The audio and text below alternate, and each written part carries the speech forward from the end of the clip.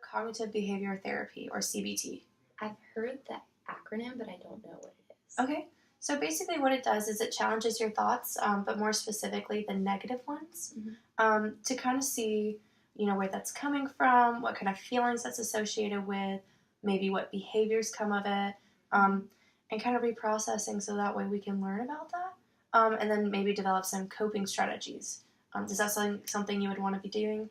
Yeah, that sounds good. Okay. So the main goal really is just to reframe this so it's more of a positive thing.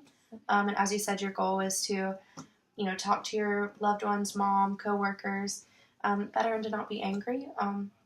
So that's what we're going to kind of get to the bottom of. Okay. So what we have is the thought triangle, CBT triangle. What it does is basically here are your thoughts. So these are at the top of the triangle. Mm-hmm. And then here are your feelings down here. Mm-hmm. So your thoughts are linked. Your thoughts are your automatic thoughts, things that come into your mind immediately, whether it's negative or positive. And then you have feelings associated with those thoughts, again, negative or positive. And then from those feelings, it creates behaviors, whether they're wanted or unwanted behaviors. So these, we know here that you said like your feelings are angry. And behaviors are, as you said, lashing out. So what we want to do is kind of focus on what thoughts are those coming from. We can go back, we can start with the behaviors. So you're lashing out. Mm-hmm. Okay, so I've caught myself lashing out at my coworkers whenever we're stressed out. So I work in a restaurant, and I've been working there for forever. It seems like for 8 years. Like I was working there in college. Okay. And whenever things aren't going right, or they're not doing their job right, or they did something wrong, or anything like that, especially have been there so long, I get frustrated at them, and it just sort of, and I get angry. Okay. And then I lash out at them, and it's when something isn't going right. Okay. All right. So what I'm hearing is you say you're getting angry and stressed, kind of from the situation that you're in with your coworkers. That kind of makes it elicits some behaviors that you may not want to have. As you said, you wanted to change those lashing out. So where, with those feelings and those behaviors, what kind of thoughts are you having? Where is this anger coming from other than being stressed? Nothing is going right. Nothing ever goes right. Okay.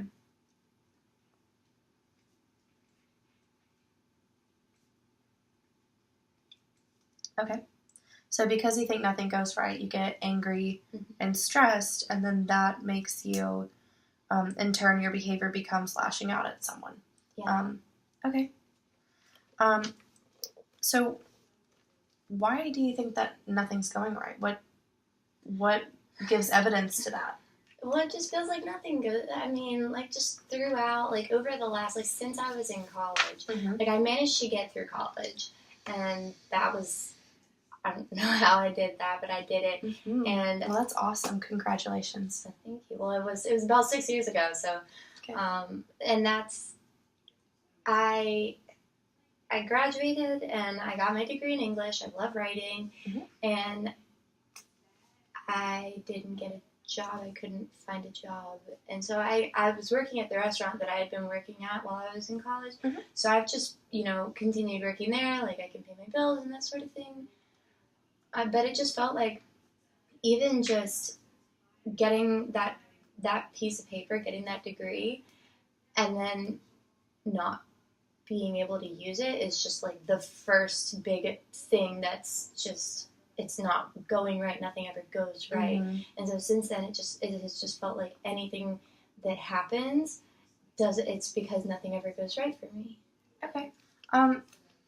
So I heard you say nothing ever goes right for you. But what about the things that do go right? What does that look like?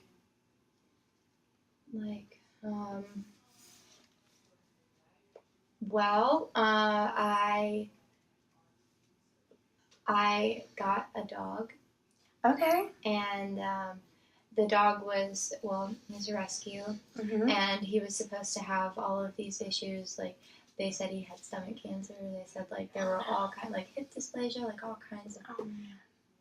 He's still here. That's He's awesome. like, so that's going right. And he's wonderful. Yeah. Mm-hmm. Yeah. From you talking about your mom and your coworkers, you don't want to lash out and you don't want to be this angry with them. So is it safe to assume that you have close relationships maybe with your mom or your coworkers? With my mom, definitely. Mm-hmm. Some of my coworkers, yes. Okay. Actually, they end up being the ones that I end up lashing out at. Really, actually. More so than your mom? Well, more so than my non-close coworkers. Okay. Like the non-close ones, I end up not caring, enough to sort of lash out at them. But right. And I lash out at my mom too, but I feel like that's sort of a different relationship. Like there's work stress, and then there's like relationship stuff. Mm-hmm. And my mom tends to handle it better from me. Okay. What does that look like with your mom handling? You say handling. What does that mean to you? Well, in the moment, while we're in a fight or I'm, going off on her, she's super understanding. Mm-hmm. Either that or she will just shut down and ask to call me back. It's always on the phone. She lives out of state. Okay. But she's just usually more understanding and more sort of like almost kind of compliant with me. Okay. So she's very supportive and super understanding even when I'm upset. Yeah, well, that's a great relationship to have with your mom. Yeah. That's wonderful that you have that. What do you think she would say about your situation? Do you think she would say that nothing's going right with you? I mean, probably not. Like, she's probably really disappointed that I don't have a non-service industry job, but I don't think she would say that. She would never. Because that's like failure. I don't think she would ever call me a failure. Well, what would she say? Like, about the things you're doing right and about you? What do you think your mom would say? That I'm working hard. Mm-hmm. That I'm balancing a lot and I'm doing the best I can. You are, yeah. Sounds like you've got a lot on your plate. Really just internally, externally. And you seem to be doing a really great job at handling it all. Thanks. And it's great that you have that relationship with your mom to look back on and to support you. And, the positive outlook that she gives you, kind of keep that in mind. If you were to look at it that way, how would you see yourself differently? Well, I feel like I'm too old to be in the service industry, but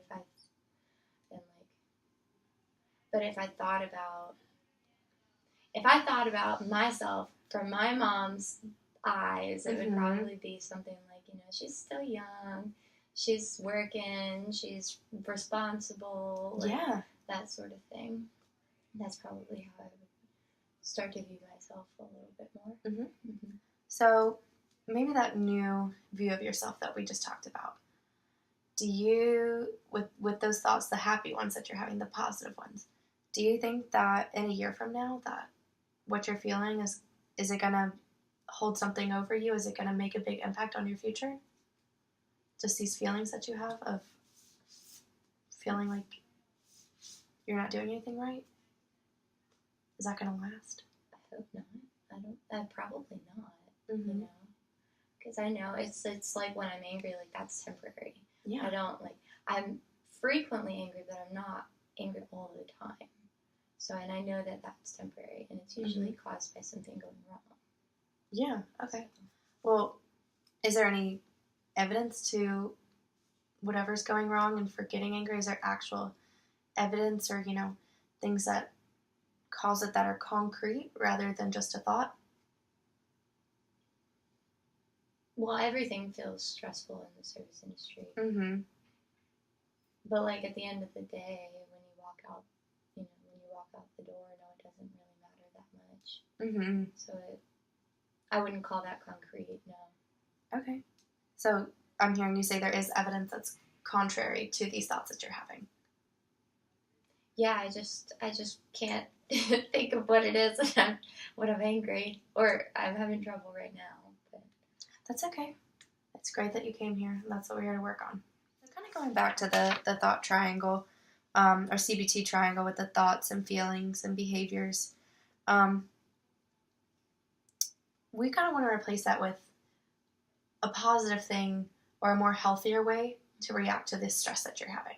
I would challenge that anger, challenge why are you angry about this, and see if that's the most appropriate feeling. I mean, anger and replacing that, we're challenging it. We're going to replace that with a positive thing. So replacing that with understanding. Mm-hmm. Do you think that would give you a better outlook on the situation? Probably.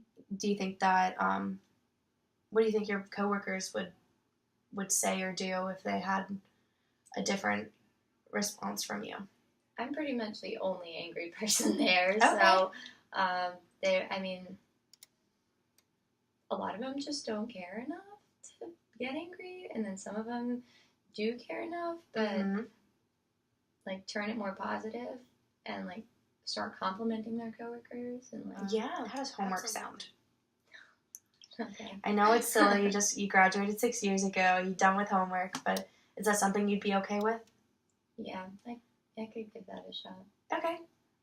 So what I'm thinking, and you can adjust it any way you want to, but I'm thinking that maybe when you do have these thoughts of anger, kind of writing that down.